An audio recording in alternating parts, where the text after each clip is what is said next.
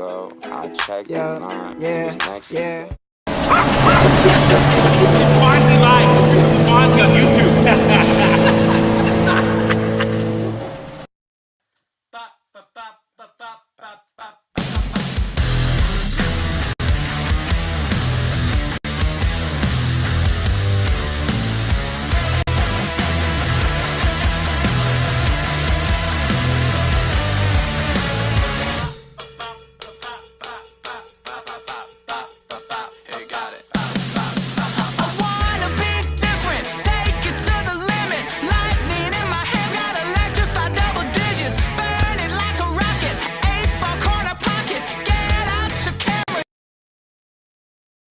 Sha-la-la, sha-la-la-la-la-la, sha-la-la-la-la-la, sha-la-la, sha-la-la-la-la-la, sha-la-la-la-la, sha-la-la, sha-la-la-la-la-la, sha-la-la-la-la-la. Sha-la-la, sha-la-la-la-la-la, sha-la-la-la-la-la. Sha-la-la, sha-la-la-la-la-la, la-la-la-la-la, sha-la-la-la. Oh, Lord. Sha-la-la, sha-la-la-la-la-la, sha-la-la-la-la-la. Sha-la-la, la-la-la-la-la-la. I am honestly, I'm not quite sure what the worst part of this video is, whether it's the music or it's watching this absolute fucking maniac in the smallest goddamn car on the planet trying to park. Parallel park, you have 4 full fucking parking spots. You're in a mini car this big and you can't park. And then whatever idiot made that video and put that worst music to it. I'm sorry to sort of open the show with the worst music ever, but the funniest kind of video ever. But I did open the show with an amazing little riff from Bleeker. God damn it. I can't wait to talk to these guys tonight. Chris from the band, the drummer, is going to join us. We are going to have a time. Believe me, you. I have so much to get to. I have so many questions for this band. I have a bone to pick with them, okay? But in a good way, the best way ever. How the hell are you doing? It's Bonzi Live on Tripping with Bonzi on YouTube, Facebook, and Twitch. Fuck Twitter. I ain't paying for that shit anymore. X, whatever you want to call it. It's episode 334. How the hell are you? Subscribe on YouTube. Go to that channel. It's Tripping with Bonzi. Subscribe on all the social medias. It's at Bonzi Live. Are you ready? Here we go. Tonight on Tripping with Bonzi, as aforementioned just a second ago, I'm going to be chatting with the drummer Chris from a kick-ass band out of Aurelia, my kid's hometown, not mine. I ended up there through marriage. But listen, I just cannot wait to talk to Chris. I can't wait to talk about the band and their music and where the fuck they've been my whole life. All right, we're going to get to that shortly. Plus, Creeper Central Alert Extraordinaire. Some weirdo was arrested for like the 13th or 14th time for going around sniffing girls' buttocks whilst they were shopping. The story's crazy. The video's even crazier. The picture of this El Creepo is even crazier. Wait till you get a load of this. Plus, speaking of get a load of this, Baseball Philly Karen.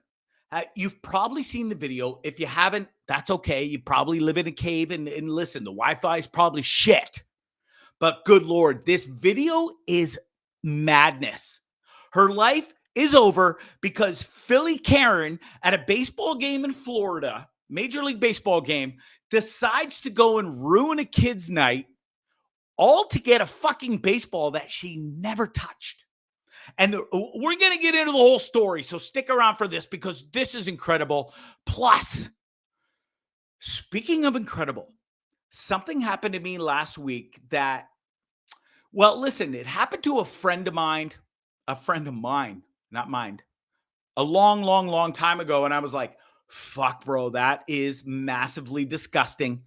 And I hope For as long as I live, it never happens to me. Well, guess what? It fucking happened. I was at the gym last week training for my bodybuilding competition. We're 6 weeks out. We'll get into that. But we'll get into, more importantly, the most disgusting, foulest, unbelievable thing that has ever happened to me that I've done in my whole entire life. That fucking story's coming up too. Oh my God. This is going to be a show, I'm telling you. Plus Dummies of the Week, of course. I've got some amazing videos for you maniacs that watch this stupid show. All right, here we go. Guests coming up include Harley Olivia. This chick is amazing. Incredible female singer. Loves the rock, loves the heavy metal, sort of incorporated it together, but that's not even the best part. This beautiful girl was a flight attendant, almost called her a stewardess. You're not allowed to use that word anymore, apparently. That's a rather offensive. Tough to keep up these days, folks. I know what's offensive and what's not. Jesus Christ. But fuck, Harley Olivia is unreal. She quit her job as a flight attendant and is now a musician and out living her dream. And geez, that's just the way life should go. Plus, we got Andy Colanicchio. I love this guy to death. Amazing musician. The guy can sing. He could play the guitar. And he can play drums too like a goddamn rock star. He's a super talent. Can't wait to have him back on the show coming up real soon. And I'll also be having a sit-down interview in Toronto whilst they're here on tour from BC. They're an amazing band. They've been around a long time. They're called Econoline Crush. And I'll be sitting down with the band. And I cannot wait to bring this interview to you guys. All right, here we go. The show's getting started. But before we do, the sponsor, you know them, you love them. It's the greatest steakhouse in not only Ontario, but probably Canada. Now, I might be a bit biased. I've known them since I was little kids. Their mom and dad own the place. The dad has been the chef there for 55 years. Folks, I ain't no food genius or chef, but I'm pretty sure he's got it all figured out. So you will go there and you will get the best food and wine and dessert experience in your life. Plus, the service is extraordinaire. You will be blown away. You'll also be blown away if you go there with your hot girlfriend, or girlfriend takes the boyfriend. You never know these days, or boyfriend takes boyfriend, or whatever the fuck your letter is in that alphabet of the LGBTQ plus fucking elemental P. If you do not have a reservation, your ass is not getting into that fucking restaurant. Sorry. So here's what you do. Call 905-528-0689 or go to www.shakespeares.ca and then you'll get in. And then there will be no embarrassment. You will treat your other person, friend, foe, I don't care what it is. But if you take them there, guess what? Pretty sure you're going to get lucky that night. Just make sure you got a reservation. All right, here we go. My next guest, he's awesome. He actually hails from Saskatchewan. Sorry, bro. But the rest of the band hails from Orillia, Ontario, my kid's hometown. I love these guys. And for some unknown, insane reason, after living in Orillia for the past 25 plus years, once I was married and afterward for a little while, for some reason, I've never heard of this band.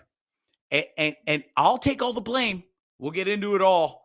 I had the pleasure of seeing these guys at Gussapalooza a couple of weeks ago, and good Lord, they blew my absolute mind away. I don't know where they've been, but we're going to find out. Please welcome Chris, the drummer from Bleeker. Bro, hello, how's it going? Joining the show. Good. I feel like a honorary Aurelian at this point. Well, there you go. Well, you are now, right? Yeah. I guess you are. Are you residing in Orillia? I live in Toronto, but I'm driving the 400, which seems like a couple times a week. Yeah, nowadays, there you go. Listen, there. I'm not sure if it's a good idea or bad idea because, listen, I've lived in both. Orillia is great. Yeah. Has its pros and cons, but Toronto's amazing too and has its pros and cons. So, yeah. Anyways, welcome from Saskatchewan. How long have you been living in Toronto now? I guess I've been here 2016.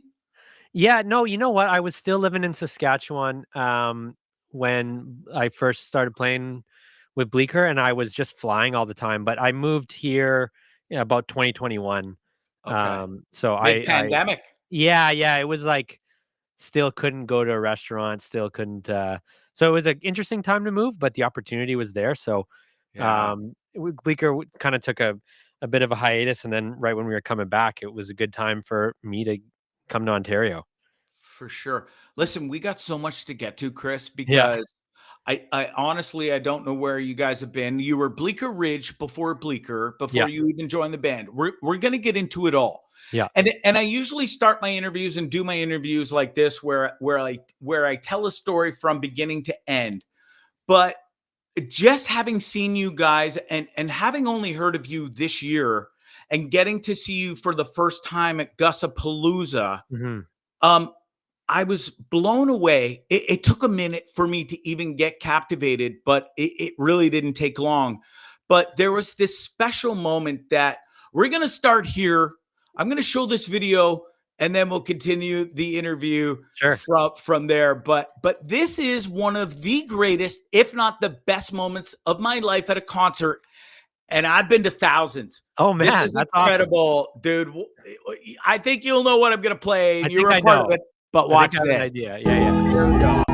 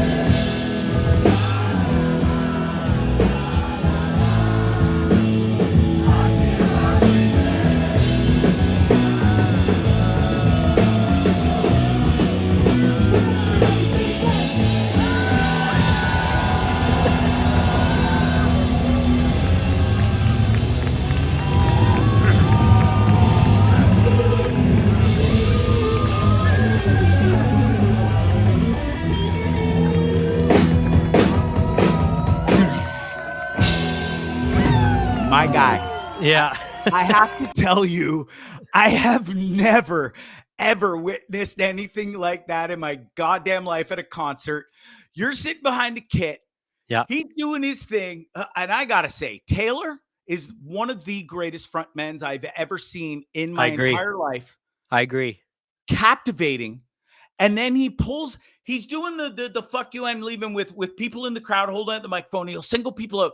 Then he grabs this little girl, brings her on stage, gives her the most, she'll never forget that I'll never forget it as long as I live. That girl never will. But you guys must have been blown away too. Tell me what that moment meant to you and what it was like. Oh, man. That, like, I get the smile like won't leave my face after watching that. I think we know. all like shared it in the band group chat so many times after. We were like, "Oh my goodness, that was like epic is the right word there." You never know what Taylor's going to do in that song. We've probably only played it live like 8 or 9 times now in Wow. total, and like it changes every night. So it's like we're not running like a click track or anything for that, so we can vamp as long as we need and just kind of let it Yeah. happen, which is cool. And I think that makes those moments have the ability to take shape. And geez, yeah, I can't stop smiling watching that. It's so Dude, great. you're not wrong. I have probably watched that video over 100 times. And it is, if you are in the worst, if you're having the worst day and you're in the shittiest mood, Yeah. play that video and your life and day will instantly get better just like that. Yeah. And what an interesting song. Hey, like just no fucks given, I guess. I'm sure I No can swear fucks on this, given. right? Yeah. Yeah. And it's amazing. So we're going to put that whole moment on hold and that song because Mhm. I want to delve into it more. But we're going to sort of go backwards now and jump back to how I do the interview. But I Mm. had to start the interview Yeah. with that because it was the most magical moment. I had never seen you guys. Didn't even like for some reason I don't even know why or how it happened from living Mhm. in Aurelia, knowing so many people there. The rest of the band, like they started back like so long ago. Oh, And yeah. Yeah, God damn, absolutely. I'll take most of the responsibility, but it's a little bit on. Well, not you because you weren't in the band yet, but anyways, jokes aside, let's introduce the rest of the band. So we mentioned Taylor, the lead singer. Yeah. Then you got his brother Cole Perkins on guitar. Yeah. You got Mike Van Dyke on bass, amazing bass player. And Yeah. then you got yourself on the drums. Yeah, and we had Timmy Kehoe playing with us at Gusapalooza as well. Yes. Dude, how incredible is that venue, by the way? Yeah, dude, we like a couple of the guys went to go check out Gusapalooza last year, and then when Okay. the offer came in to play this year, we were all pretty excited, and it was a really special night. Like we hung out most of the day. We were just we had so many friends there. The set was starting to feel really good. Like it was such a special night. I think about that night a lot. I'm really Yeah. pumped. Yeah, it was a special night. It's a Yeah. great. It's not this huge, massive music festival with all these massive popular bands, and that's what they kind of brag about and what they're all about. It's like you Yeah. saw them here first. It's indie heavy. Mhm. I love it, and yeah, such a wonderful, wonderful night and event and a whole weekend. Mhm. Anyways, you guys, so the band starts a long time ago, and then shit happens. 2016 rolls around. Yeah. And the band sort of breaks up, but so the band originally, for those who don't know, consisted of, I guess, two sets of brothers. Okay. And then they have a split, and the name originally was called Bleeker Ridge, which was a cool name, I thought, because the two brothers lived on Bleeker Boulevard or Avenue or Street, and then the other two brothers lived on Ridge Street. Yeah. And that's where the name came from. Great musicians, had a good run. And then things, for whatever reason, it happens with bands, falls apart. And then you come in, and so does Mike. Yeah. And then sort of take it from there, and what happens, and how did it come to be that you come from Saskatchewan and find these boys who are looking Yeah. for a new drummer and everything? Dude, it's a crazy story actually. It was the radio DJ for 104.9 The Wolf, the rock station in Regina, Saskatchewan. Evan Barron I think he was friends on Facebook with someone from Bleeker's label at the time, and they said they needed a drummer, and he just like sent an email. And I'd met him before, but I didn't know him too well. He's just very kind to send my name around, and then all of a sudden I start getting emails and messages from the manager at the time, and then next thing I know, I was on a plane to Aurelia. Wow. I'd never been to Aurelia before at the time. We rehearsed and we were going on tour with the Struts in the US. So we did like California and a couple Arizona dates. And I wasn't familiar with the Struts at the time, but they put on such a killer show. Yeah, I hear that. With them quite a bit. And then a month later, we toured. Like we ended up touring for like 4 months straight after that. We were down in the US with Sublime with Rome, which was awesome. And Sweet. Josh Freese was playing drums for Sublime with Rome, so I got to watch Josh Freese play every night. And then we toured with the Trues right after that. It was such a great like first half a year of playing with Yeah. the band, right? And so many good shows, met so many great people. And yeah, that's like, 2016 was great. We had this song Highway that helped us out a lot and did well for us and opened up some doors. And that's kind of what started that era of the band for sure. Yeah, it's wild. So you were in Saskatchewan. You're playing with a Mhm. band called the Surf Dads. Yeah, It- yeah, that's it- right. it's so incredible that this DJ who you don't even really know hooks you up with these guys, sort of halfway across the country. You fly Yeah. here, and the next thing you know, you're their drummer, and you're touring with these incredible bands, Sublime, the Trues. Holy shit! It Like, was amazing. Yeah, it what- was amazing. I'm thankful, very thankful to Evan to this day. Every time I see him, I try to say thank you. And yeah, but we've all become like very close friends at this point now. And I definitely consider myself an honorary Aurelian at this point. Yeah, Yeah. you definitely are, and Yeah. I'm an honorary of Aurelian too, sort of married into that place. Yeah. Not anymore. I was sort of kicked out, but I left on my own accord. Yeah, that's good. Happily, you know what I mean? But Yeah. listen, you mentioned the song Highway, which was a huge hit Mhm. for you guys. And then a year later, after you joined the band, you guys got a Juno nomination in Yes. 2017 for Breakthrough Group of the Year. Oh You my must be God. sitting here scratching your head going like, whoa, what the hell did I do to get so blessed and be a part of all this? It must have been pretty incredible. Yeah, probably one of the funnest weekends of my life, looking back at it. And like just going to the like we didn't win, but the opportunity to go there and like hang with everyone there and Yeah, the getting experience. nominated is a win, Oh bro. man, it was so great. We all had so much fun. Um, the people at our label joined us, and we had so much fun. I can't even.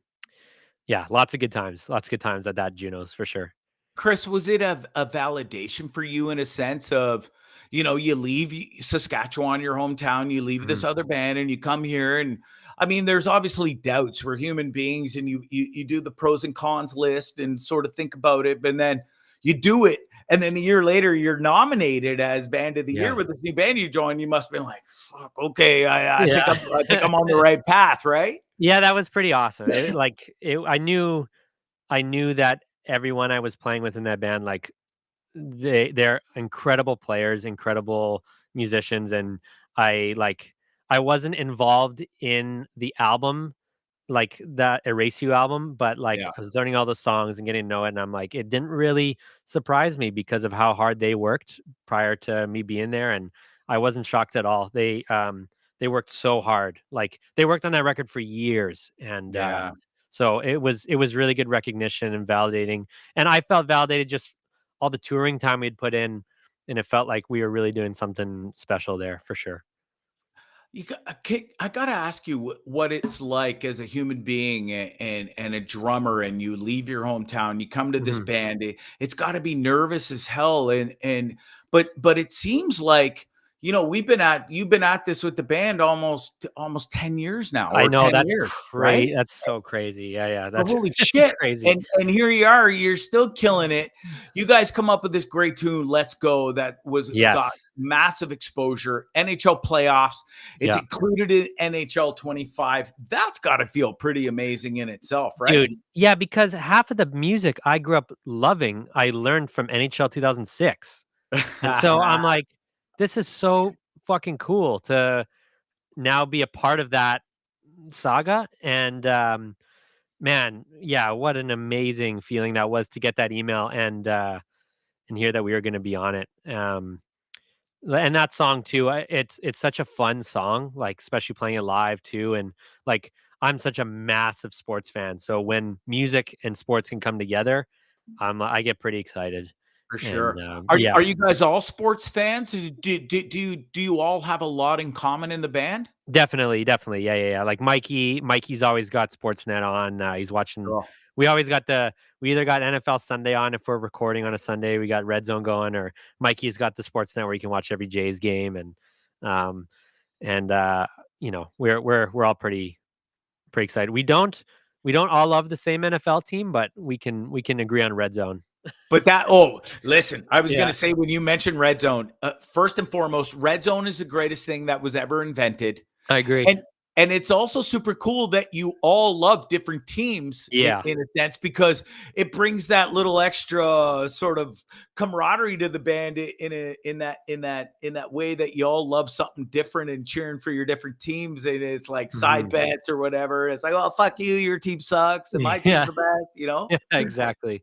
We have That's fun for awesome. sure, and, you can't I mean, if you're doing music all the time, like, you're gonna get burnt out, so it's nice to have something that we can throw on in the background whilst we're working or just, take like, the other night, that Ravens-Bills game, we were recording on Sunday night, Sunday night. and we just quit working early, we just watched the rest of that game and chilled, and then Monday morning was really productive, so it's Yeah. always good to do that. Isn't that great to have that thing? It's so incredible.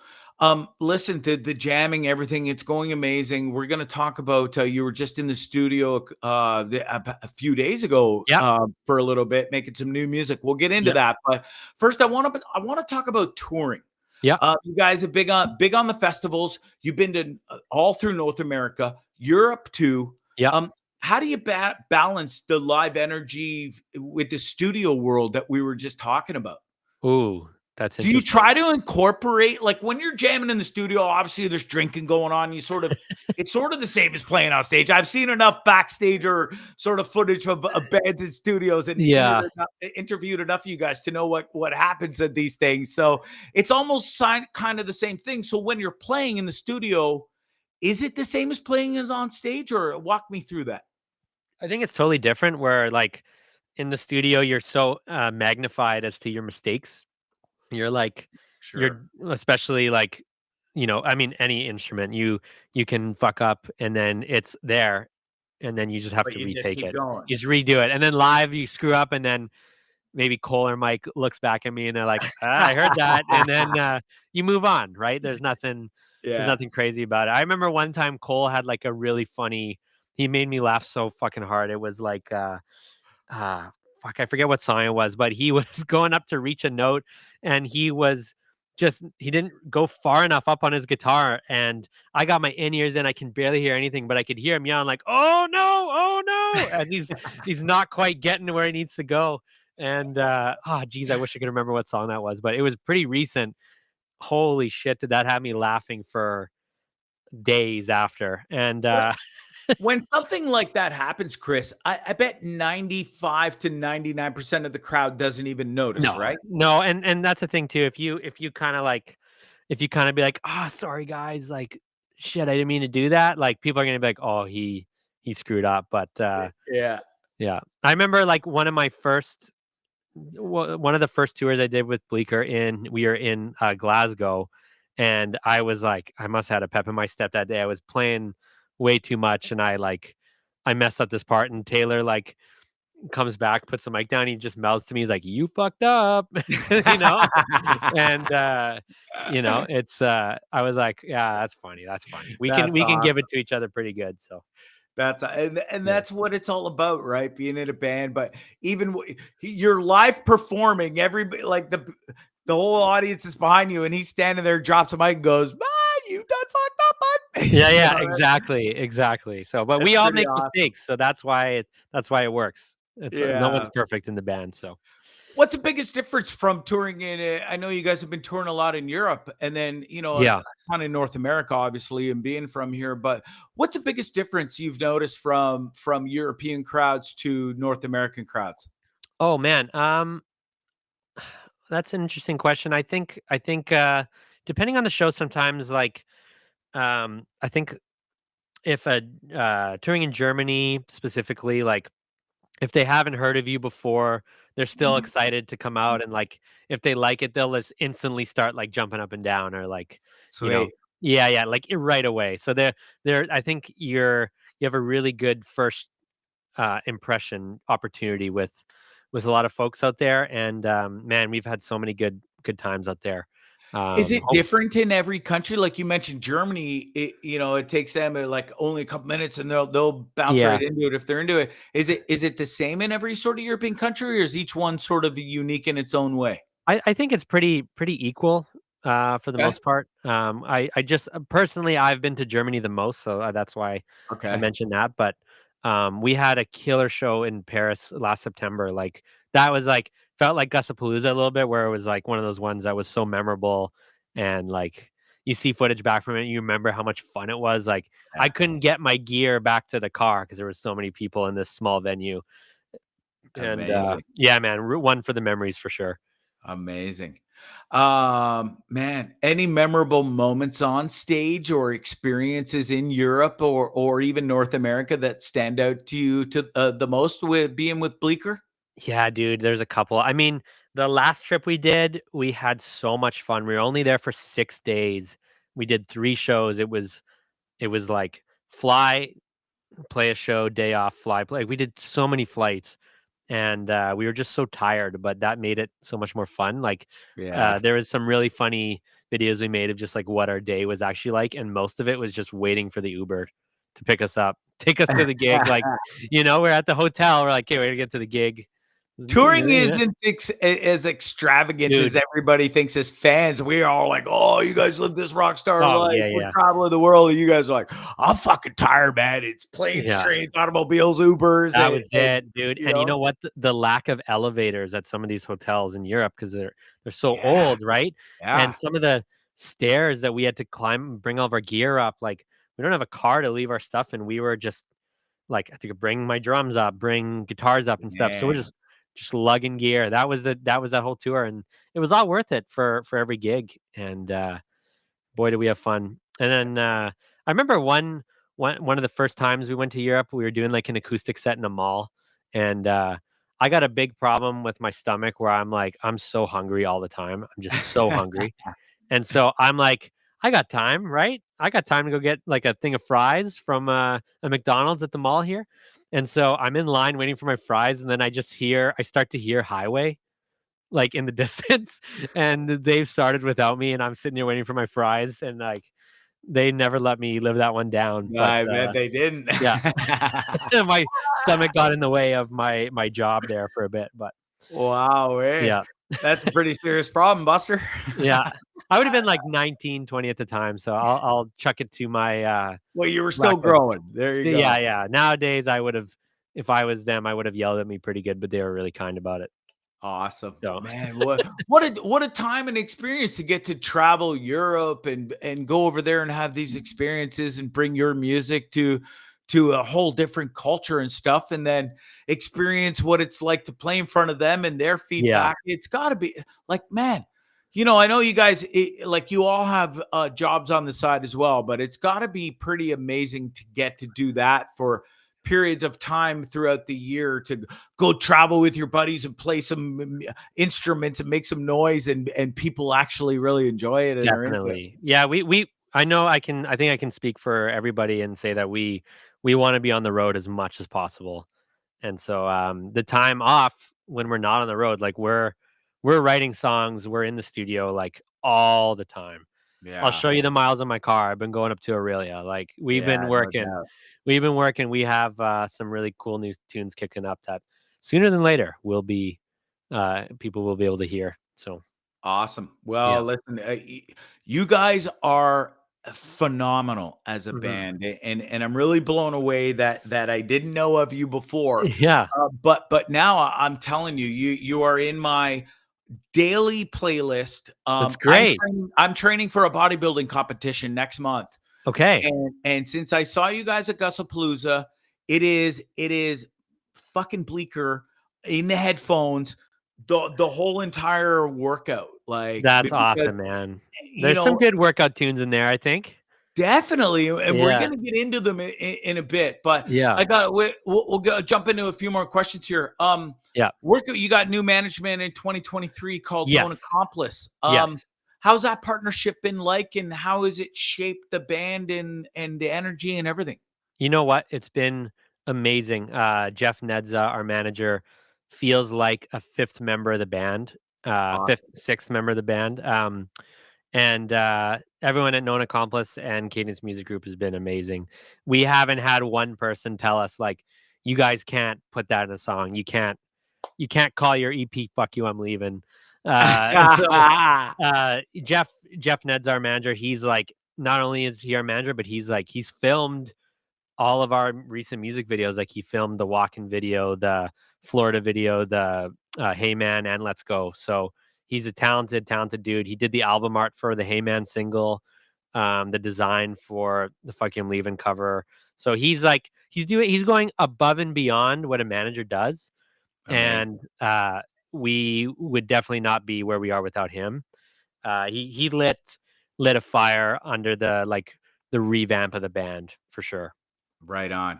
So I'm going to play Fuck You, I'm Leaving right now, a bit of it, because I made a rookie mistake and I forgot to plug in my laptop and it's going to die here. So we're going to Okay. play this. I'm going to plug it Do in it. while it plays and I'll be right back. Let's have a listen to one of the greatest songs. My brand new favorite song of all time. Here it is. It's called Fuck You, I'm Leaving. They say chivalry's dead, and I think you killed it. When I wake up, I can't wait till you go to bed.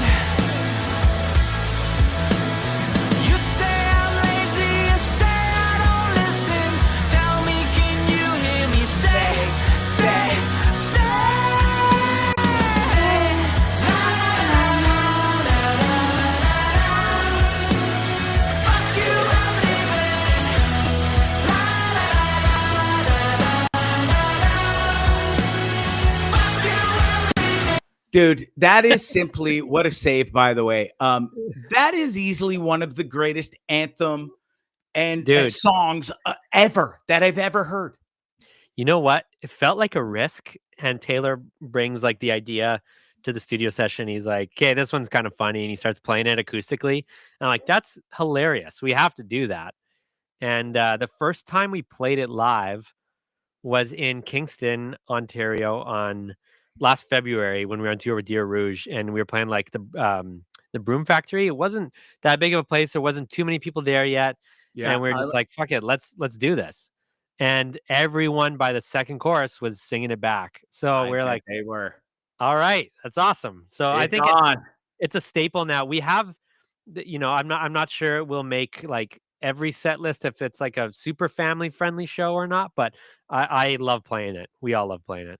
Such a fun song. So I've got to ask, Mhm. is it Taylor's girlfriend? Is it one of your girlfriends? Where does this song come from? Where did it originate? Who's the fucking bitch? And we don't have to name names, but I got to know where this song originates from. I think if I know Taylor, there's a really interesting video on our Instagram of him talking about how he was out one day just like having a few beers during the day, and it just popped in his head, and it was kind of more of like a song about a story of something, like a story of a breakup. And it's I'll have to send you the link to that video so you can share it. But he goes into depth about where he was feeling at the time, and the lyrics are so funny. Like it's obviously about like a couple who's just had enough of each Had other, right? enough. Like it's Yeah. time to call it. Like Yeah. it's Well, time to call it. did Taylor write the whole song himself, or was it a band collaboration, or He wrote like all the lyrics, and he came in with that chorus idea, and then we like built up the actual song in the studio. But yeah, he that's a brainchild of Taylor's for sure. oh my God. He's an incredible writer. You'll see him working away on his laptop, and next thing you know, he's got full lyrics for a whole song. It's Um, incredible. or he'll It's a send great an email of like 10 demos of him with his acoustic guitar, and he's like, "Do you guys like any of these?" And one of those was "Fuck you, I'm leaving." And so Yeah. it's like, yeah, that's amazing. We have to make this. Incredible. Yeah. The greatest line in that whole entire song, it's right at the beginning, and it's like, "When I wake up, I can't wait till you go to bed." Yeah. So harsh, eh? When Like, I hear that line, I'm like, that's fucking hate right there, bro. Like, I think they definitely had enough. and you know what? It doesn't even have to be about a relationship. It could be about your buddy or your roommate who you just can't Anything, I stand. guess, Like, really. I've been lucky. Anytime I've had a roommate, we've always been buds, but sometimes you hear Yeah. some stories that are like Yeah, where it people just definitely goes don't get along, sideways. man. I've had enough of you. Absolutely. Yeah. Man, so many great songs, and a couple more coming up. But let's go. You guys have been on the scene nearly 2 decades as a band in general. Mhm. We got. I think the best days ahead of you. You were just getting started. Does it Yeah. feel like that in a sense? It Right? does. Dude, it does, because we went like years without putting out a record. And Yeah. then now we've put one out a couple years ago. We just put out the CP, and then we're ready to release new music super soon. I'm not sure how much I'm supposed to talk about it, but yeah, there's a lot Yeah. coming. Well, you did And post. You guys were in the studio the past yes, couple days making new yeah, music. So we definitely got new music coming down the ton. pipeline. Like I'm telling you, my hard drive is full. Like Amazing. we have so much to pick from. We're having trouble picking like which songs are gonna get released. There's so many, so there's lots. We're so excited, man. And that obviously will mean coming with tour dates and Yeah. festivals and just keeping you guys super busy, and hopefully it just keeps rising and rising and rising. That's the goal, obviously, right? Yeah, exactly, man. And we're doing a nice run in October with friends of ours, Hotel Mira from Vancouver. Cool. So we're doing a lot of Ontario dates and a Montreal date in there. And then we're coming up to Barrie in November for the birthday bash, the Rock Yes, 95 you birthday are. bash. We got it right here. You guys are playing the Rock 95 birthday bash with Kim Mitchell, the Trues, and of course yourselves. Yeah. That's got to be. I mean, obviously you're from Saskatchewan, but to Taylor and his brother and stuff, it's super cool that Rock 95 is literally in their backyard. It's a half an hour down south of the down the 400. Yeah. 95 is a staple. This birthday bash has been going on for, I think, 35 years, right? Yeah. It's an honor, man. It's not lost on me at all how Cool. much this means. And like, not only that, like the Trues have been so good to us. We're such fans. Kim Mitchell, what a fucking legendary live band. Like, just I'm so excited for this gig, and definitely not lost on us on how cool it is to be doing that. And we're gonna take in every moment and hopefully get the crowd singing some certain lyrics at the absolutely at the show, I'm pretty sure. Well, listen, that place gives away a shit ton of prizes that night, so there's going to be a lot of happy people, some miserable ones, but at least the miserable ones will get to see great music because listen, the Trues don't suck. No, you guys certainly don't suck. And then there's Kim Mitchell, who's legendary in his own right. And we got the same haircut now, which is pretty special. You and Kim, right, That's awesome. That's awesome. Listen, you guys are also playing Cicada Fest, which is an awesome festival in St. Catharines. That's October 3rd and 4th. You're playing in Guelph the 16th. This is quite a run. Like Taylor's voice is going to take a beating here because I mean, this motherfucker can sing and he hits some crazy high notes. But we're on a run here. 16th of October, Guelph, 17th in London, 18th in Hamilton, my hometown, shout out, and 19th in Toronto, at least Palace, legendary place to play. Yeah, that's a pretty solid run right there in itself. Yeah, dude, we're looking forward to it. I got my folks are coming from Saskatchewan for a couple of those shows. I'm excited for them to see it. No way. I mean, I've been a fan of Hotel Mira for a couple of years now, and we've had some good times hanging. So the fact that we get to play together is cool. And Cicada, man, we've been looking forward to that. That's going to be another fun one.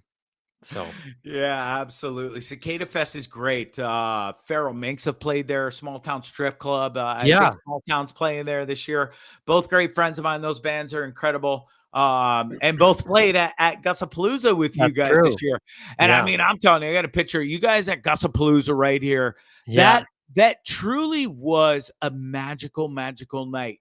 And for you guys to polish off well, it's sort of weird because this festival goes until late Sunday night. So I was going to say you polished it off Saturday night, but listen, for most of us working folk, Saturday night's sort of our last night. Right. We got to get home Sunday. So it was incredible to see you guys play. And then it was really cool that Gussapalooza let my friends the Feral Minx sort of sneak in late, and they actually played after you, which was wild in and of itself, you guys being the closer. And I don't think they mind me saying this, but I'm good friends with them, and they were absolutely fucking terrified to go on stage after you guys absolutely destroyed. Those guys are awesome, man. They're really are. Amazing guys, amazing musicians, and big things are coming for those guys too, for sure. I agree. We played with them last June 11th at the Garrison. Yeah, the North by Northeast, I think. Yeah, right? Dude, that was such a great show. And Harmonies was on that as well. That was such a great night. Band. I just had Rylan Whalen on last week, the lead singer of the band. Awesome. What a great musician, great person. You know, I'm pretty blessed to do this and get to talk to so many great bands. Oh, absolutely, dude. Absolutely. Yeah. I'm sure you got some good stories from your days doing this for sure. Oh my God. And I'm pretty heavy in the indie bands, but I've also had the pleasure of having, some of the guys from the Hip on Our Lady Peace, Tragically Hip. I think I screwed it. Tragically Hip, Our Lady Peace, the Trues, John Angus. And so many other incredible bands. Yeah. It's been pretty amazing. And I've got some great stories for sure. What else have I got before I let you go? I got to play a couple of these songs because you got so many more, and I had to jump the gun and play that "Fuck You, I'm Leaving." Dude, let's hear it. To plug my tune in, but this one too, dude. This tune right here is just, it gets you going, and I just love it. Here we go. Oh yeah.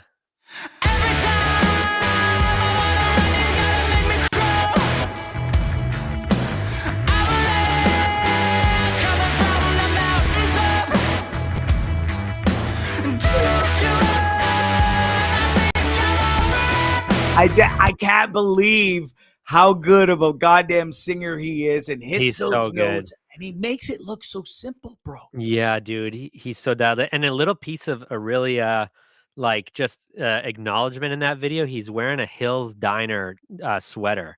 I don't No know. way. I never noticed, and Yeah. that place is legendary. Yeah, dude. If you watch the video again, he's got the Hills sweater. It's actually No way. Mikey's sweater. Taylor was like, "I need a black sweater for this video." Mikey's like, "I got my Hills sweater in the car."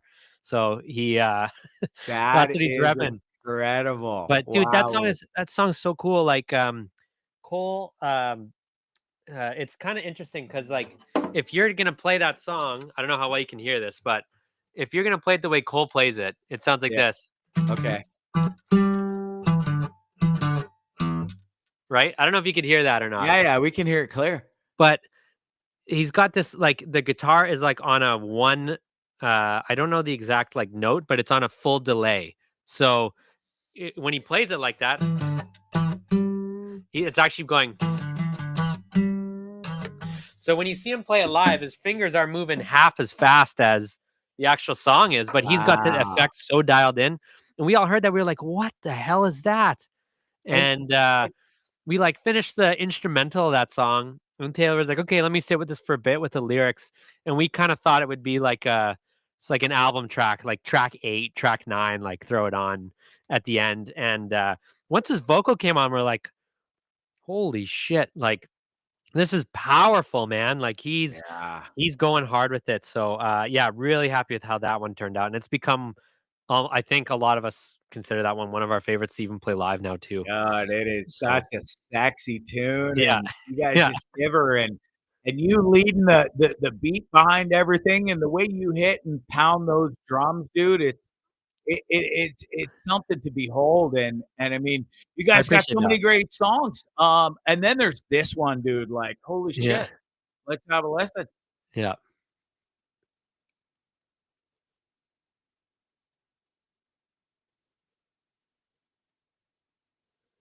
Oh, wait, hold on, is it up there? No, sorry, No, I don't hear it yet.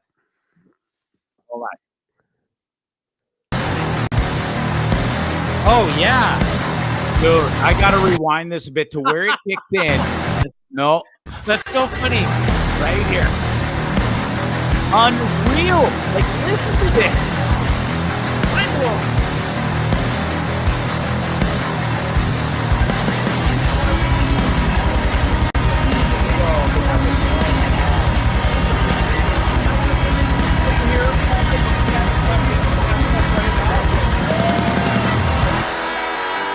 Unreal. Man, tell me about that song Phenomenon. Okay. It's off the charts. That's so funny. I did not think you're gonna bring that one up today. That's so sick. I That's, love it. it's so interesting, right? How stupid it is to just like Come on. like that's the riff, right? Wow. I got a really cool video of like, so Cole's detuning and he's watching his tuner, so we could see when we're getting to the D sharp and then back to E. We did it so many times to get that right, because you have to try and you're doing so many different layers of guitars. You want to make sure that they're all moving at the same time and all the different takes, right? So that took a long time to get. And then one of the great things about your label not telling you what to do is we could put a bunch of double bass pedals in that in that part when too. that kicks in, that double bass, bro. I'm telling you that for working out, and you're tired, and it's 7:00 in the morning. You've been there for an hour, and you put that song on last because I've got it timed out perfectly. Yeah, That just is the perfect finishing 10 minutes, like of the last 5 minutes to my workout. It's incredible, dude. That's so great to hear. That's definitely the idea with that one, is like, how weird can we get? How crazy can we get? And it feels kind of freeing to just do whatever we want to it. And the riff is so cool in that as well. And man, Taylor's vocal in the beginning of that song too. He's singing so fast, like it's crazy, man. I'm so happy you like that one. Yeah, I really do. Such an array of amazing music. You fucking boys are the real deal. I'm not kidding. Thank you. Just that it took me forever to finally find you guys, see you live. And the worst part is, Chris, I'm leaving. I'm moving out of this goddamn country for life. I in read that. 2.5 months. 2.5 months. So I have to come to like 5 or 6 or 7 shows before you guys leave because I need my fill of goddamn Bleeker live before I love go. it. I You know love what it. I mean? Well, definitely let me know if you're coming to any of the other gigs. I will for sure. Yeah. And my biggest goal is we got to get Bleeker to goddamn Nicaragua, bro, and Dude. play live down there and come stay with me. I got a ton of friends. We'll put you up. We'll find places and we'll play some live music in Nicaragua. Yeah, I've always wanted to go down there. That's I'm gonna look at a map really quick. It borders Costa Rica. It's north of Costa Rica in Central America. Oh yeah. So south of Mexico, way south, but north of Costa Rica. Okay. It is one of the most beautiful places on this earth. It's surrounded by volcanoes. Wow. The oceans, the deep sea fishing is incredible. Everything about it's incredible. And it's half the cost of Costa Rica. And Costa Rica is beautiful. Don't get me wrong. Yeah. Nicaragua is going. So I lived there before for 2 years. I've owned a bar there on the ocean, and been going there for 8 years. And now this amazing opportunity came up to start a water filtration company and bring fresh, clean drinking water to poor Nicaraguans, if you will, right out of their tap in their homes, which they simply don't have that opportunity right now. So it's an exciting time in my life. Coincides with me not getting to see you guys too much more moving forward, but that's okay. You know, So, we'll always be listening to the new music down there, and I'll be sharing it like crazy. Dude, that's amazing. We'll have to come down. I've always wanted to go down there. I haven't been south of Mexico. I've always wanted to. I'm obsessed with like geography, and I'm always looking at South America, Central America, and everything, and hoping to get down there at some point, man. That'd be a lot of fun. Open invitation. Come stay with me. We'll get you Yeah, guys dude. set up and play some music, and we'll go hike some volcanoes and camp out overnight and play guitar at the top of a volcano and jam. Yeah. So do you sing at all? You got to come sing "Fuck You, I'm Leaving" with us. I do sing. So I Yeah. used to sing in a rock and roll band in high school. Yeah. And now I just dabble. I've only recently learned the guitar in the past couple of years. I'm still learning. I'm not that great, but I love playing it and privately and singing away. And I've never met a karaoke microphone I don't really like either. So That's awesome, man. Dude, karaoke's so much fun. What's your go-to? What's your go-to karaoke? Well, I've got a couple Green Day tunes, some Tragically Hip. Yeah. A whole bunch. I love it. Oh man, that's so great to hear. Gonna have to break out some new ones here coming. I gotta learn some Bleeker now. Yeah, I don't know if I can hit Taylor's goddamn high notes though. That's pretty crazy. Yeah, dude. Some of the there's some moments at the live show. Like there's a song "Where's Your Money," where he's got a moment before the first chorus where I don't even know how he does it. Like it gets so high up, and there's an old tune we do called "All Right by Me." He has a moment like that as well. So it's incredible, man. He's the best. Yeah, amazing. Listen, Chris, I cannot thank you enough. I've taken up way too much of your time. This has been a fabulous chat. I've really enjoyed it all. I hope you have. Dude, having a great time. Awesome. I wish you and the band nothing but great success moving forward. Can't wait to come to a few shows. People can find you at Bleeker Official on the socials. Yeah, Bleeker Stream the hell out of you guys on Spotify, YouTube, all the streaming platforms. And goddamn, they got to go to some shows coming up. You guys are all over the place in Ontario, so make sure you go see Bleeker. These guys are unreal. And the band you're playing with again is, sorry? Hotel Mira. We're playing Hotel Mira. From the 16th to the 24th, we're with Hotel Mira. So thankful for them for taking us on. Amazing. Listen, thank you again, man. It's been wild. I love your music. It's a new pleasure and joy in my life. And say hi to all the fellas for me. It's a shame we couldn't all have a chat tonight, but listen, I know you're all busy and it's all good. We'll catch up real soon. Absolutely, man. I think we're back in the studio this weekend, so I'll say hi to everybody. Incredible. Go Bills. I don't know who your team is. Go Bills. Go Packers. And go Steelers. Let's go Pittsburgh Steelers. Aaron Rodgers, baby. As being a former Packer fan, I do have a soft spot for the Steelers. Yeah, I appreciate that. Is incredible. So yeah, go Steelers too. But go Leafs. Go Leafs. Go. Absolutely. I'm a full-on hardcore Leafs fan, and the Toronto Blue Jays too. first place in their division. I think this is the year we could win the World Series this year. Yeah, I agree. It's awesome, man. Amazing. Sports is a wonderful thing. Music is a wonderful thing. And you're a wonderful human being. And thanks for taking the time to do this, bro. Likewise, man. Thank you so much. Chris, you the man. Okay. Cheers, man. Chris from Bleeker, everybody. What a time. That was one of the greatest, funnest interviews I've had in a long time. And no disrespect to any of my other people that I've interviewed, but, that just went smooth. I didn't feel like I screwed up or sounded like an idiot too many times. Like in the past, you know what I mean? But anyways, what a great band, Bleeker. I'm sorry that they came into my life so late. It's not even going to be a breakup because I'm leaving. It's going to be like a long distance relationship that we will make work. Okay? Because that's what you do when you love somebody and something. And God damn it, I love Bleeker. So there you go. Start listening if you haven't already. You'll love them too. And if you already listen to them and know them, and you love them because you just can't. They're the real deal. Taylor is unreal. One of the greatest front men of a band I've ever seen in my whole entire life. He just captivates the crowd. He never, even in between songs. I was talking to about this with another lead singer of a band, and I was just saying it's like how incredible he was, and he captivates you, and he's like, and I was like, and he doesn't even get to hide behind an instrument.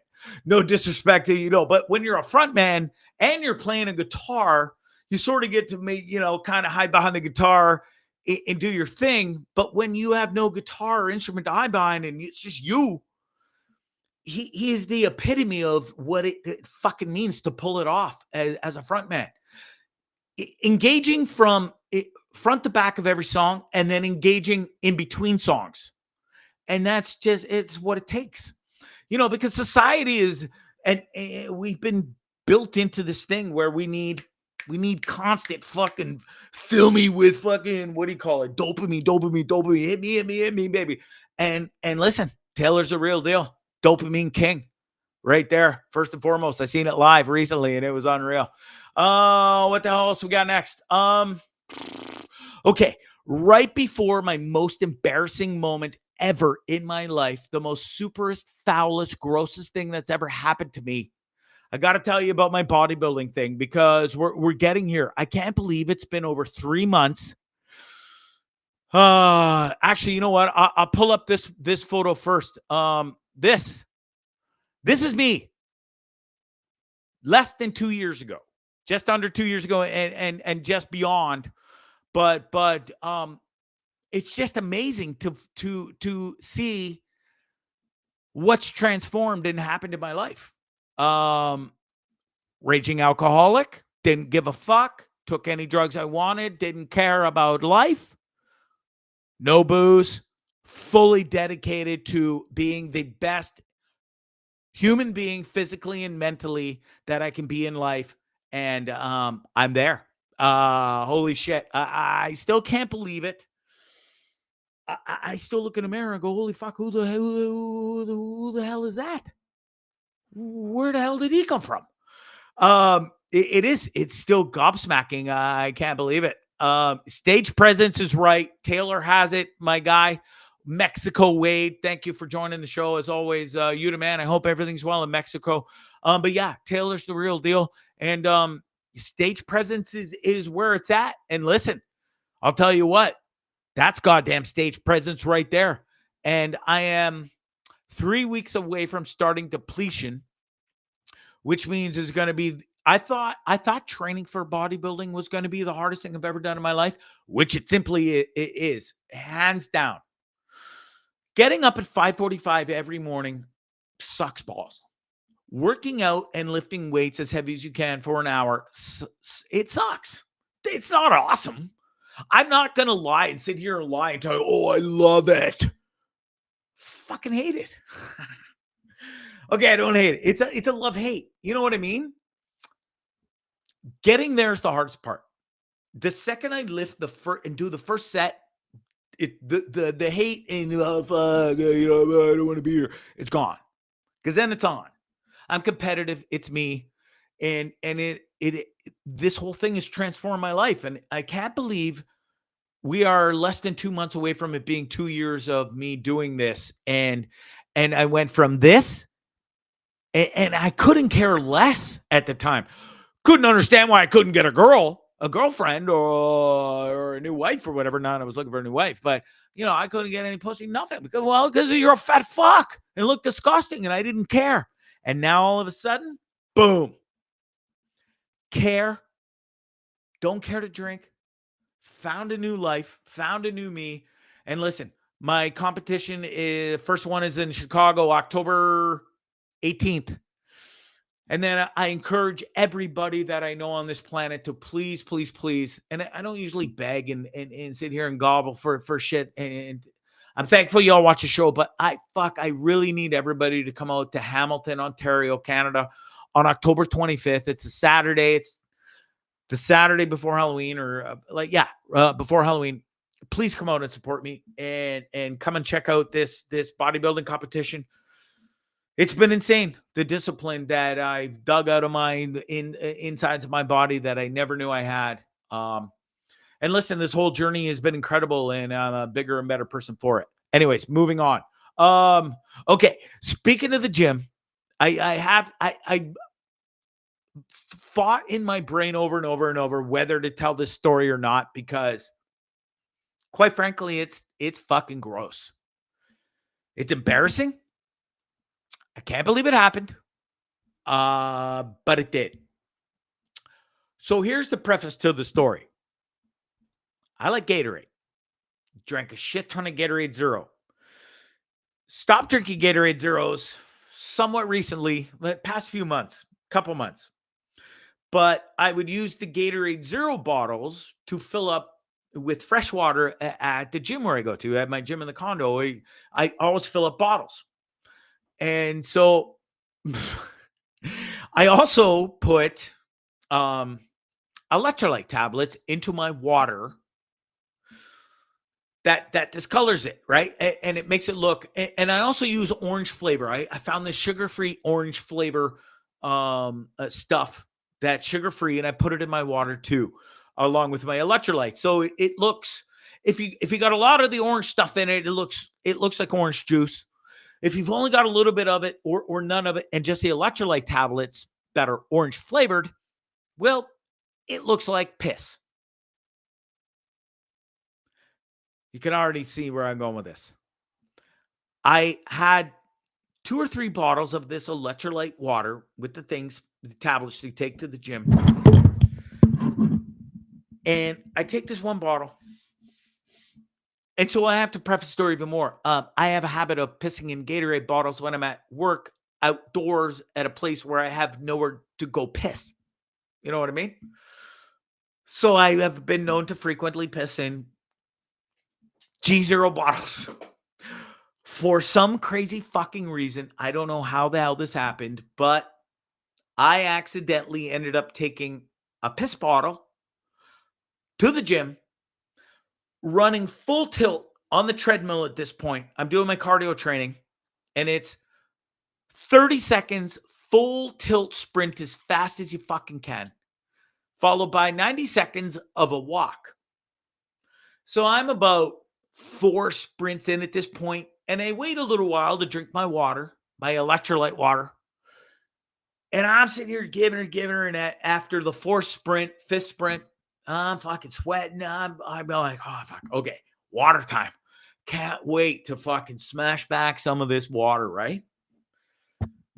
Grab the water, take the lid off.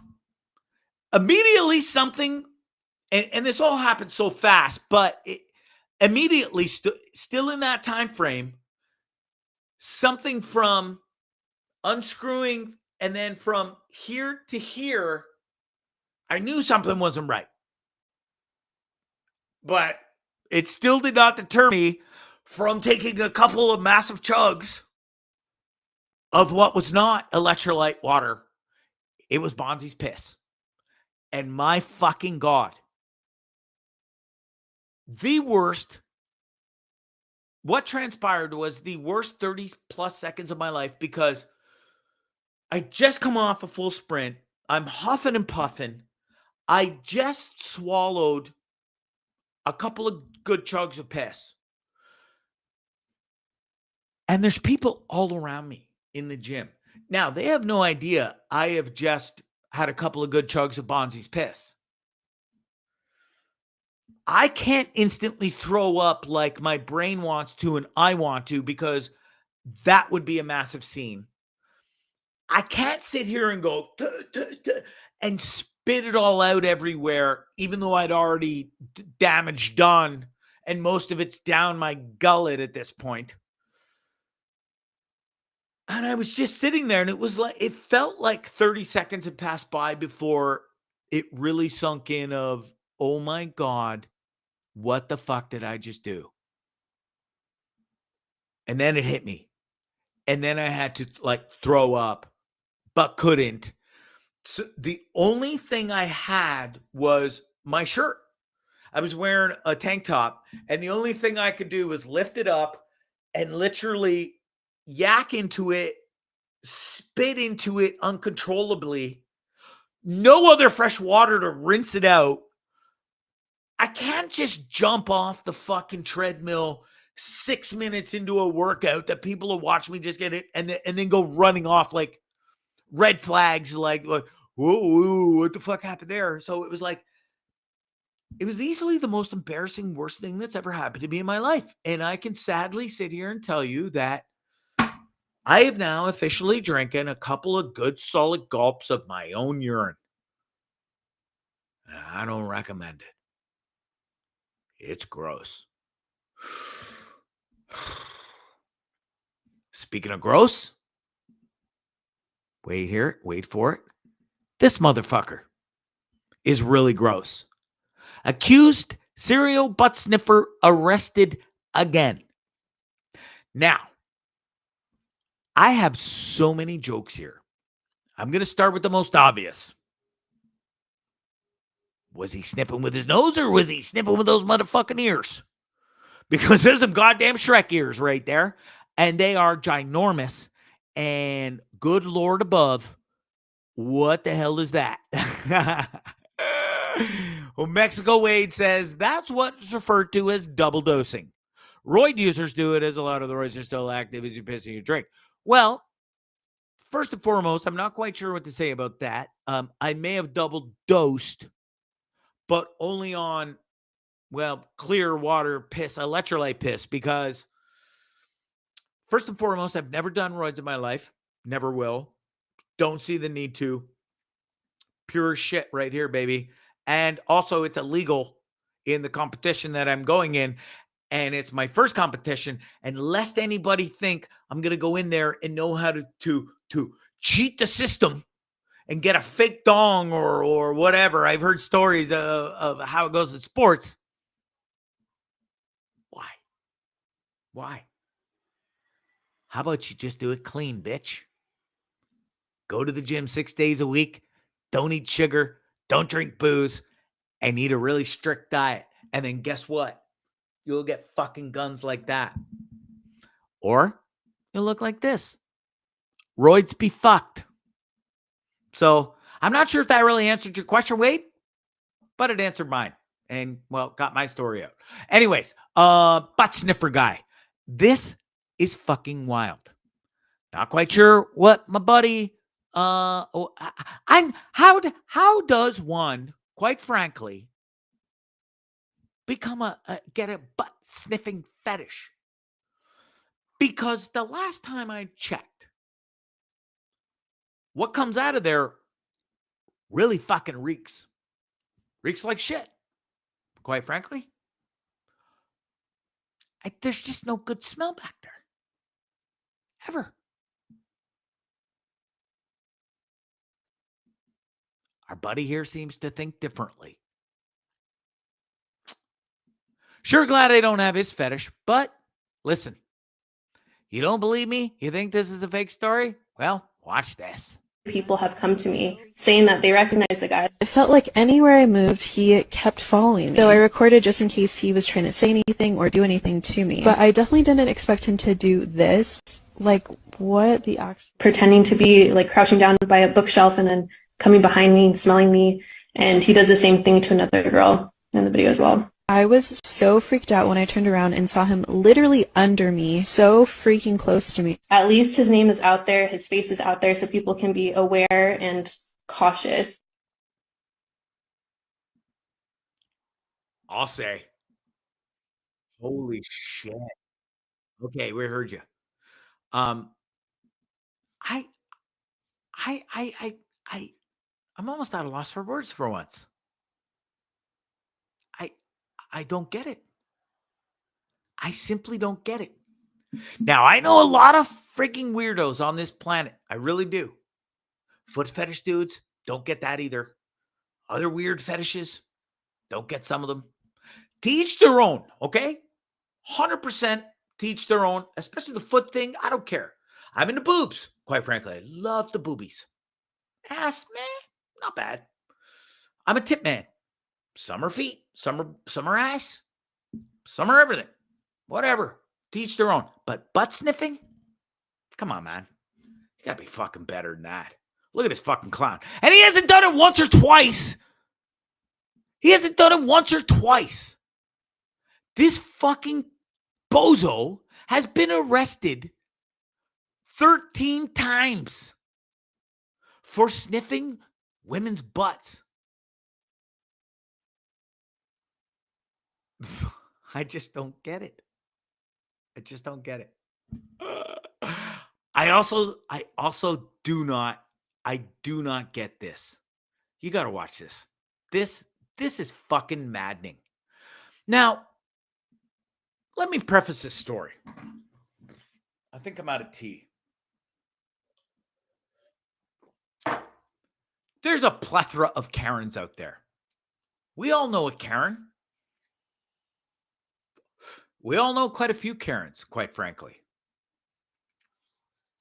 I'm not quite sure I've come across a Karen quite like this, whose life instantaneously got ruined, not over like hundreds of thousands of dollars or millions of dollars over some scandal or anything like that. Nope. Her life, this pig right here, where is she? Her life was simply ruined over a baseball. A baseball that was hit into the grandstands in the outfield in front of her, one row in front of her. Now, from the time I was a little boy until 1 week yesterday of my 52nd birthday, the rule goes like this. The ball comes into the outfield. It's a home run. Wherever that ball lands, whoever gets it first.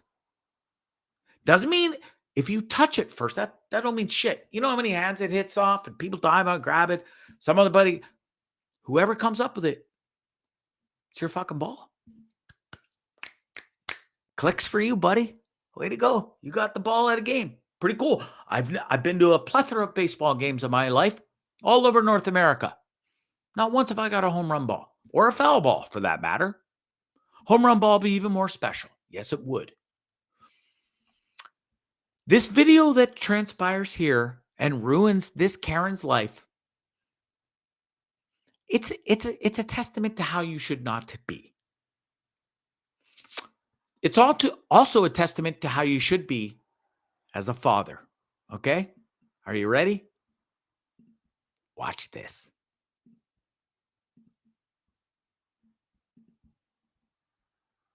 Yep. Yeah. I'm not going to play these guys. I'm going to walk you through this as it plays. So the ball goes into the stands right in front of Karen. She never even touched that fucking ball. This dad grabs it, gives it to his son. Oh, Karen comes over, freaks Buddy out. He's like, did you see the look on his face there? She comes over and grabs it. She comes firing down one row, fires over there, grabs him. Buddy's all like, whoa. Not quite thrilled with the dad's reaction. He's almost like scared of Karen. And listen, Karens are scary. I understand this.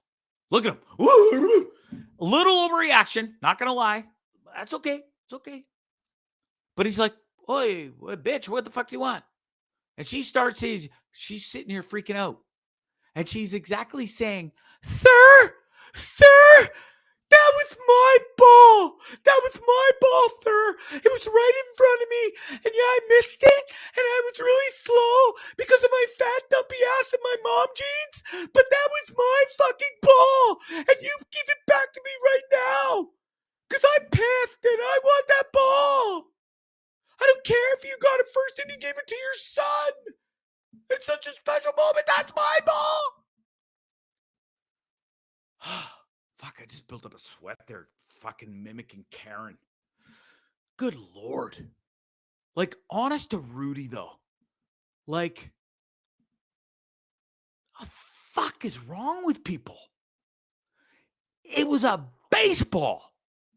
And she didn't even come near. She was close. She was close, sure. As I mentioned, her fat ass was too slow to lean over and get down and get it in the row ahead of her where Buddy was, and he was over there fast enough, scooped it up, no problem. Nobody else around, grabs it, woo, runs right over and gives it to his kid. Fucking proud dad. Clicks for him. Fucking microphone. And then you got this fucking yammering Yenta bitch who fucking marches over like Queen Karen. Sir, you took my ball. Buddy's like, overreaction again. Buddy's like, bitch, what are you saying? Sir, you took my ball. That was my ball. Now, the dad, I'm sort of torn here because part of me wants to give the dad kudos for doing the right thing and not causing a scene and immediately giving the ball back and going, bitch, fuck off. Here's your ball. That's really not yours. Takes it from his son, gives it to Karen, Philly Karen, and off she goes. And then it doesn't even end there. She fucking gives it. Look at this. Doesn't it make you just want to fight her and fucking run and fucking pile drive her right into the ground? My female friends, not me. I wouldn't do that. She's female. I'm male. Yeah, I can't do that. But, good Lord. Unreal, the behavior of this lady. Well, here's what happened. The kid ended up getting a Harrison Bader meet and greet post-game setup by the Phillies, plus a signed bat, a ball, a bobblehead, and merch from the Marlins. How badass is that? Clicks to the Philadelphia Phillies. Not a big fan of the team, but big fan of what they did. Here's what Karen got. Face being plastered all over the internet, as it should be. Booed out of the stadium. Well, and that's what happens when you go around parading like this to everybody around you and giving the single gun salute after you just ripped a kid out of a ball out of a kid's hand. Well, the dad had to rip it out of the hands and give it to Psycho Karen because he didn't want to cause a scene. Now, kudos to the dad for that. Yes, for not causing the scene. But here's the flip side of that.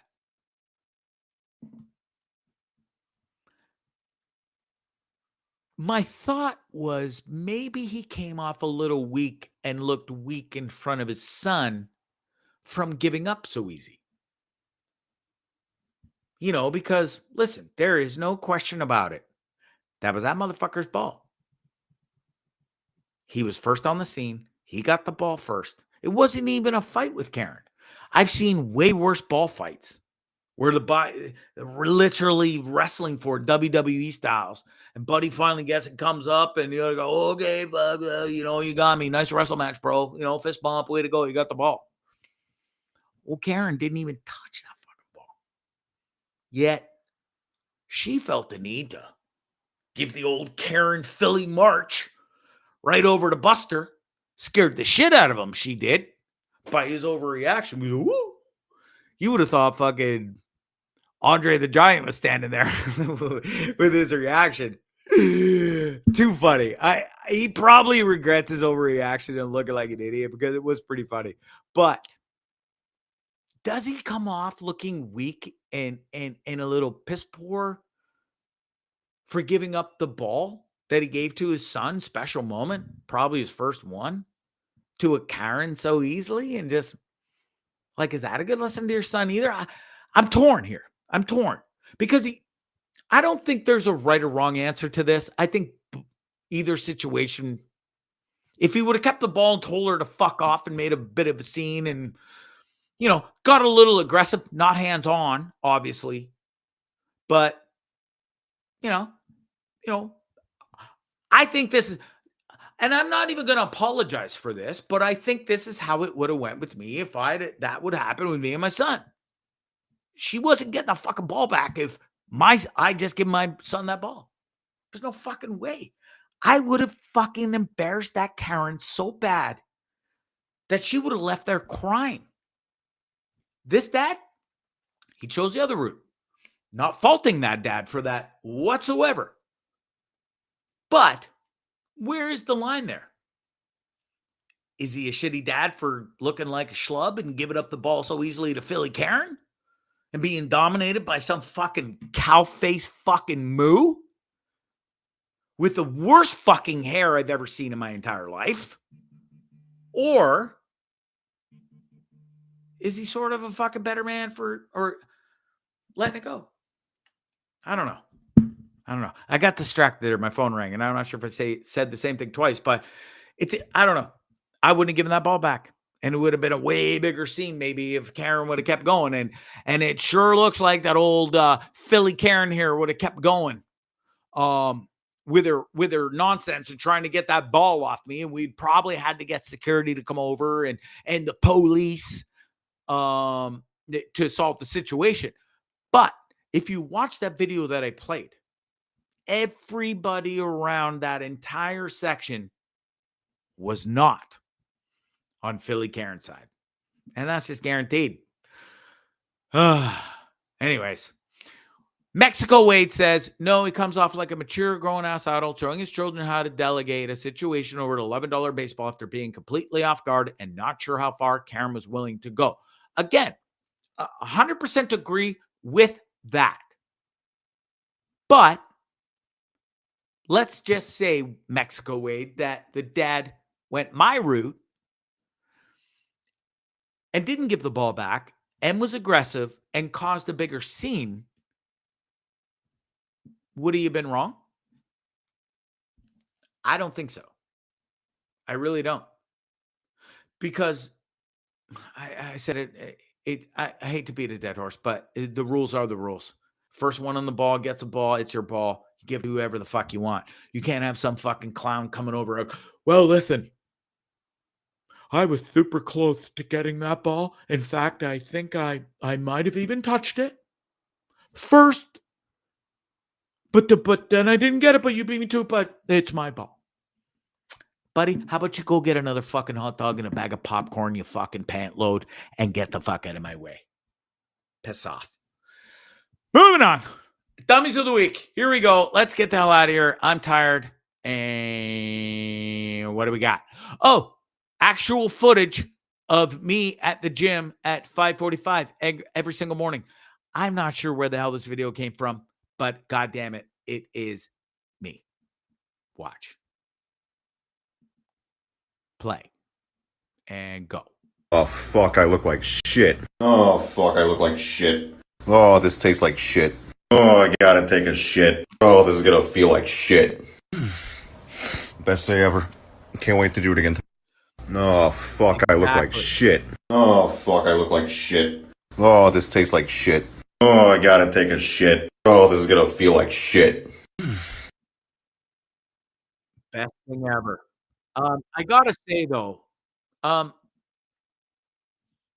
food, 90% of it hasn't really sucked on my bodybuilding diet. Some weeks suck, some weeks don't. Some meals are harder to get down than others, but overall, it really isn't that bad. Weird being back on fruits and vegetables, but I like them. I never did not like them.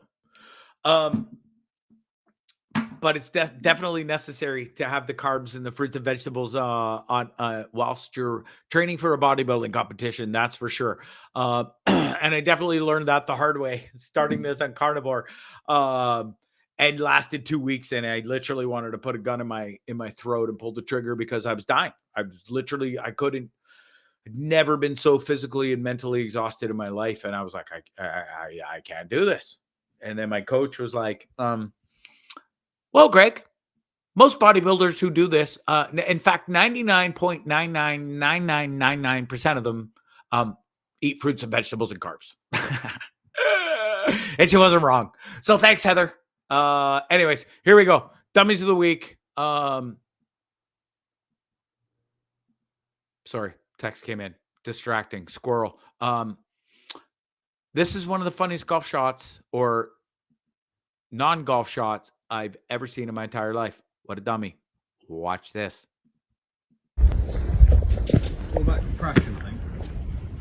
The opportunity was there to hit a good shot. Or at least just get it back into play and cause minimal damage. Not my guy here. Holy talk about...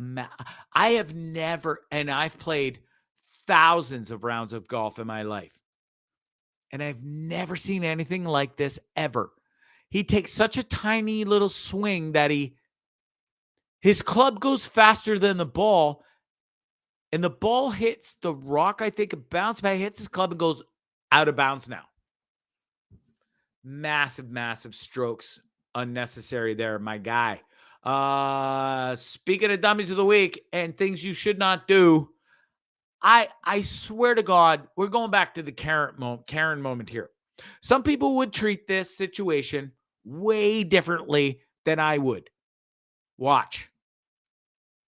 Beats a Jet2 holiday. Ah, shut up, bitch.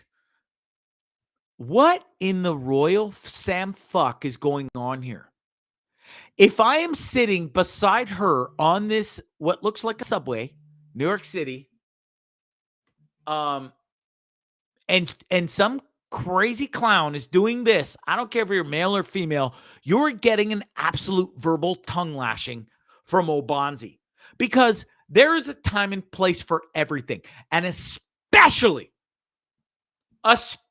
when it comes to goddamn feet care. Bitch, get your filthy, disgusting feet out of my sight. Put your shoes back on before I ram that scrub brush right down your fucking throat. And I know I sound a little aggressive, but god damn it. Like, what the fuck? Speaking of what the fuck, my buddy here was super, super proud of the fish or whatever the hell he caught here. I'm not quite sure, but I don't think he was so proud at the end of this video. Watch this. Oh, what in the Sam hell did we just watch? And what the hell was he holding? I don't know, but he just ate shit. Oh my God. That went, and like he even opened his mouth more and took in even more, and that did not come back out. Okay? That did not come back out. Okay, I know I swallowed a couple good chugs of my own piss at the gym last week, but good Lord and Savior, I did not take a mouth, and I mean mouthfuls of shit from whatever the hell that is he's holding. The thing has wings and like no head and a massive mouth to regurgitate that amount of shit. Or ass or whatever. Because it looks like the ass is out the other end. That fish just vomited shit in that guy's mouth out of its own mouth. Talk about mouth to mouth. Oh my God. And don't look like he got any fresh drinking water in there either. And nothing would suck worse than washing that out with salt water right out of the ocean. Holy fuck, that video is disgusting. Speaking of disgusting and horrific, this is what absolute true nightmares are made of. especially mine. Fuck that. Oh, wait. Sorry. I got to start this again. Fuck, I thought I had it up on the screen. Hold on. This video is just foul. Watch.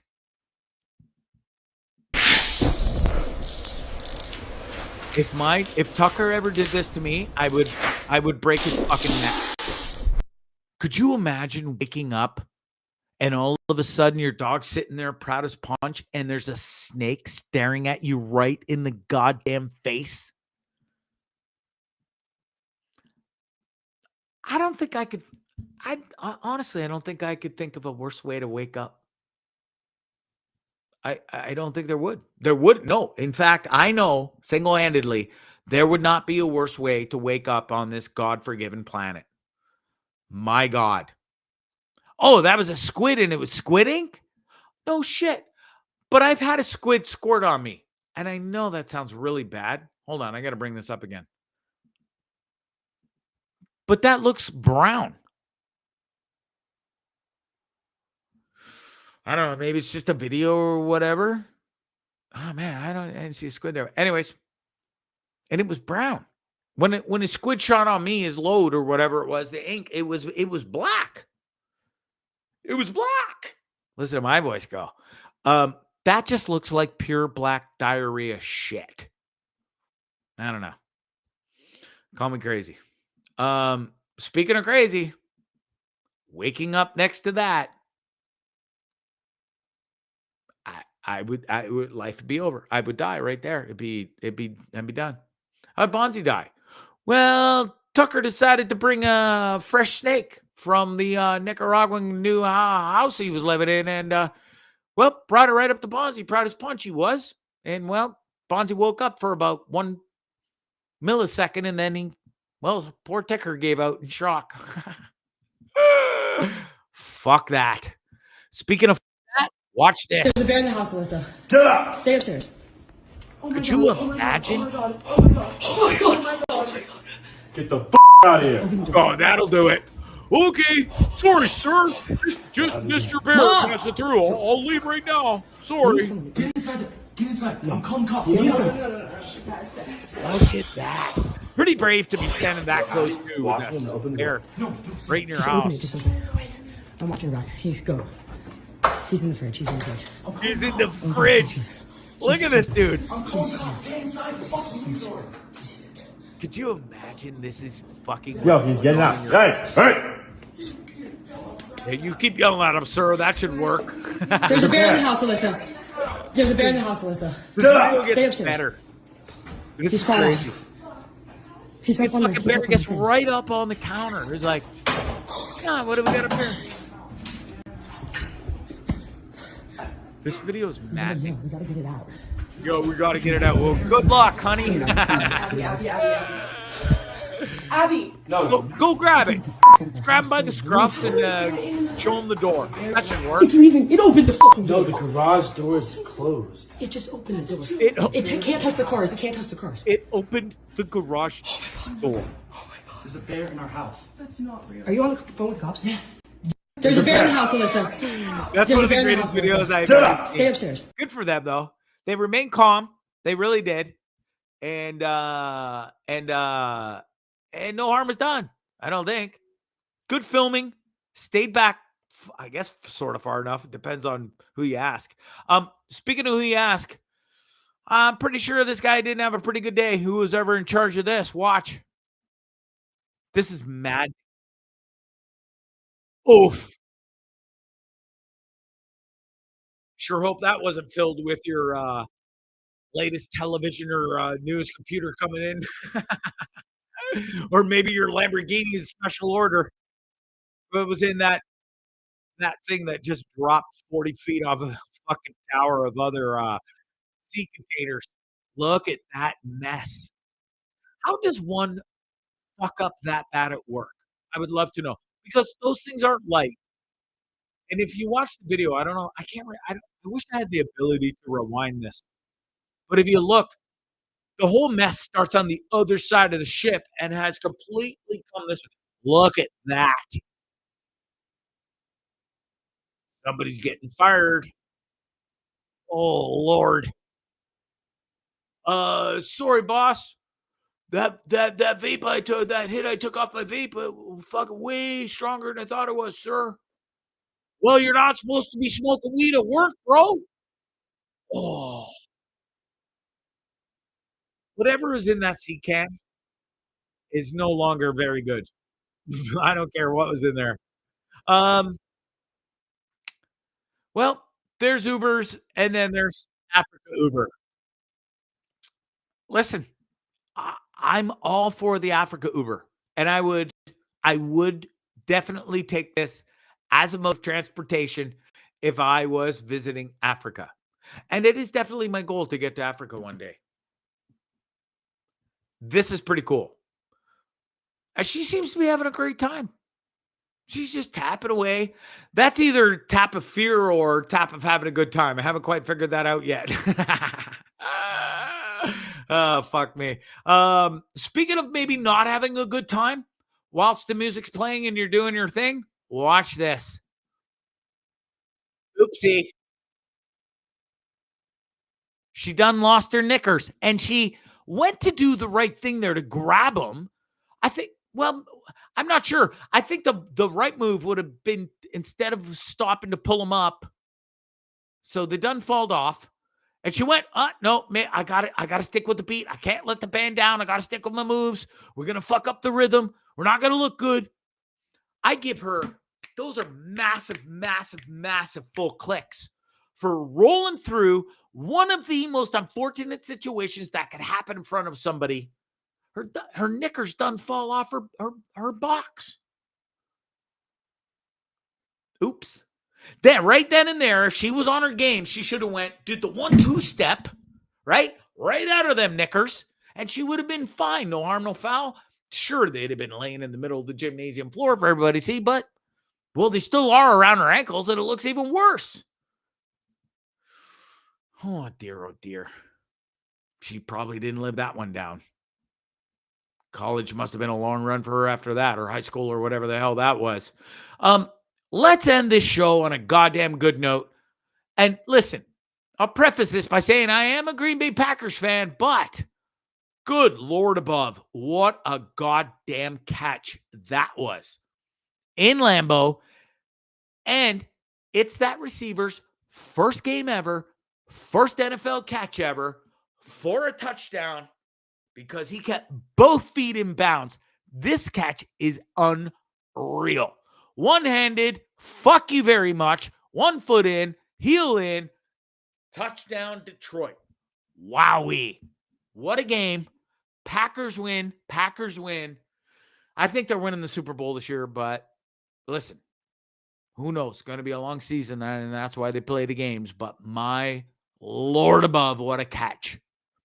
Clicks to that guy from the Detroit Lions on his first ever touchdown, on his first ever catch. Pretty sweet. On that note, folks, goodbye. God bless. Oops, wrong button. Let me get that off the screen.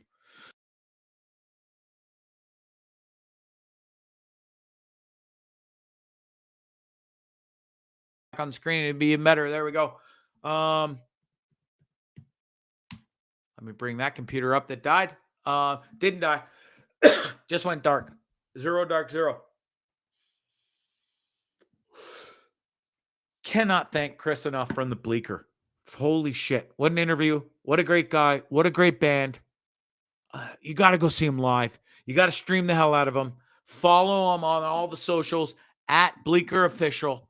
Those motherfuckers are the real deal. They got some sick tunes. I love them. You're going to love them. Go see them live. For Christ's sakes. Spend a couple bucks. I know it's tough times out there, but listen, they're not like Guns N' Roses, like $200-300. Probably cost you like $30-40. Show out some dough. Let's go. All right. That's it. Next week, Harley Olivia. This chick's a real deal. What a wonderful, wonderful, wonderful musician. Had the pleasure of seeing her at Gussapalooza too. Excuse me. Quit her job as a flight attendant to pursue her dream in music. That's the way to do it. If you fucking feel passionate about something, by golly gee, go out and get it if that's what you want to do. Give up your other shit. Who cares? It's fucking only money. It's only life. Go live your life and live your dreams. That's what I'm about to do. Fuck this place. I'm going to live the simple life, baby. All right. Next week, Harley Olivia. Don't you dare miss it. Huge thanks to all of you for hanging out and supporting this stupid podcast. I love you more than you'll ever know. I hope you enjoyed tonight's show. Enjoy the rest of your week. Hang in there, folks. It's almost over. Speaking of almost over, summer's almost over. September 21st, to be quite frank. By this time next week, my sorry ass will be 52 goddamn years old. But that's okay. 52 ain't look too bad, does it? No, it fucking don't. Don't trip, you're fine. We'll get through this crazy life together, okay? Promise you that. Hang in there, baby. I love you, and you too. It's Bonzi Live on Tripping with Bonzi on YouTube, Facebook, and the old Twitch. You have a great night. Toodaloo. What was that? That was very strange. It was very weird. Peculiar. It was kind of amusing. Yes, it was rather funny. It was incredibly funny. I loved it. Hilarious.